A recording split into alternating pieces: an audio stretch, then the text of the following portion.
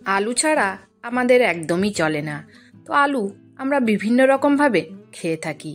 আলুর পাতা কখনো খেয়েছেন কি? তো চলুন আমি বানিয়ে ফেললাম আলু পাতার একটা দুর্দান্ত রেসিপি নিয়ে। তো আসুন দেখে নেওয়া যাক কিভাবে বানিয়েছি। তো এগুলো আমি দেখুন, আলুর খোসা আমি টবে দিই, সবজির খোসা, সেই খোসা থেকেই আমার এই গাছগুলো টবে বেরিয়েছিল। এই দেখুন ছোট্ট ছোট্ট আলু হয়েছে। তো আমি বলি হচ্ছে হোক, কিছু একটা বানিয়ে নেব। তো আলুর সব টবগুলো থেকে আমি তুলে নিয়ে পাতাগুলো নিয়েছি, মোটা ডাঁটাগুলো একটু বাদ দিয়েছি। তো এইভাবে ভালো করে ধুয়ে নিয়েছি, ধুয়ে কেটে নিয়েছি।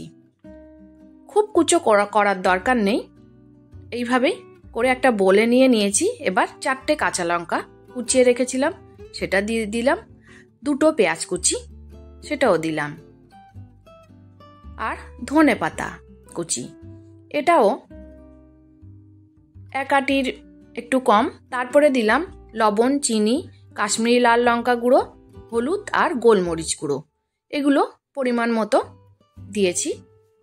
তারপরে একটু কালো জিরে, এটা মুখে পড়লে খুব ভালো লাগবে। এবার দিয়ে দিচ্ছি ছোলার ডালের বেসন। এখানে আমি এই চামচের 4 চামচ ছোলার ডালের বেসন দিলাম।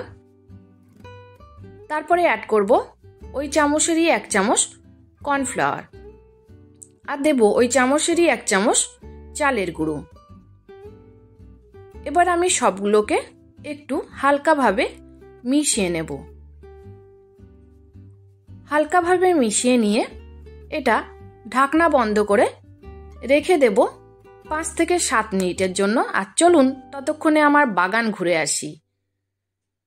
তো আমার ফুল বরাবরের মতোই পছন্দ, তো একটু বাগানটা দেখিয়ে দিলাম। তারপরে 5-7 মিনিট পরে চলে এলাম। এই দেখুন একটু কম কম মনে হচ্ছে না? মানে আলু পাতা থেকে অনেক জল ছেড়েছে। আলু পাতাতে কিন্তু ভীষণ জল থাকে।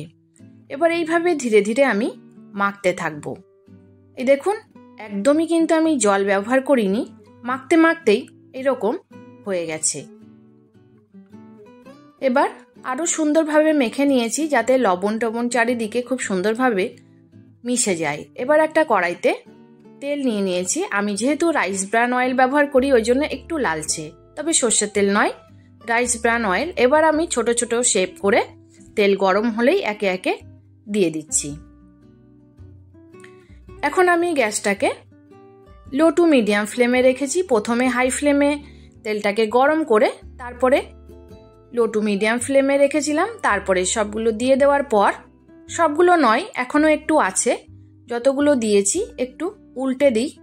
উল্টে দিয়ে যদি জায়গা থাকে তখন বাকিগুলো দিয়ে দেব, কারণ পরিমাণে তো খুব বেশি নয়, আর আমরা এখানে 2 জন মানুষ, ওই জন্য খুব বেশি প্রয়োজনও নেই।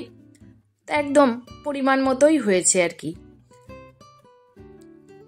এবার এগুলো উল্টে দিয়ে একটু জায়গা বের হলো, ওখানে আমি বাকিগুলো দিয়ে দেব। দিয়ে আমার একটা ব্যাচেই ভাজা হয়ে যাবে। তো সবগুলো দিয়ে দিয়েছি। দিয়ে এবার একদম প্রথমে যেগুলো দিয়েছিলাম একটু দেখে নিচ্ছি, অপর পিঠটা এখনো হয়নি। এরকম উল্টে পাল্টে সবগুলোকে খুব ভালোভাবে ভেজে নেব। এখন আমি গ্যাসটাকে মিডিয়াম ফ্লেমে রেখেছি। এই দেখুন দুটো হয়ে গেছে, আর এত মুচমুচে কি বলবো। আপনারা যদি না বানিয়ে খান অবশ্যই বানিয়ে একবার খেয়ে দেখুন। এইভাবে একটা টিস্যু পেপার নিয়েছি একটা প্লেটের উপরে, ওর উপরে আমি নিয়ে নিচ্ছি, তাহলে এক্সেস অয়েলটা টিস্যু পেপার অ্যাবজর্ব করে নেবে। এইভাবে সবগুলো আমার ভাজা হয়ে গেছে। খুব লাল করলে এটা ভালো লাগে না। আর আলু পাতা কিন্তু একটু টক টক হয়, ওই জন্য আমি একটু চিনির ব্যবহার করেছি। তো টক ঝাল মিষ্টি দারুণ স্বাদের এই পকোড়া।